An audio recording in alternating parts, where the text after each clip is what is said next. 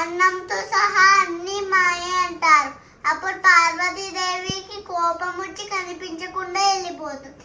అప్పుడు అందరూ ఆకలితో ఇబ్బంది పడతారు. పార్వతీదేవి అందరు ఆకలి చూడలేక అందరికీ అన్నం పెడుతుంది. అప్పుడు శివుడు తన మాట వెనక్కి తీసుకుని పార్వతీదేవిని భిక్ష ఇవ్వమంటారు. అప్పుడు పార్వతీదేవి శివుడికి భిక్ష ఇస్తుంది. అప్పటి నుంచి పార్వతీదేవి అన్నపూర్ణదేవి లాగా పూజలు అందుకుంటారు.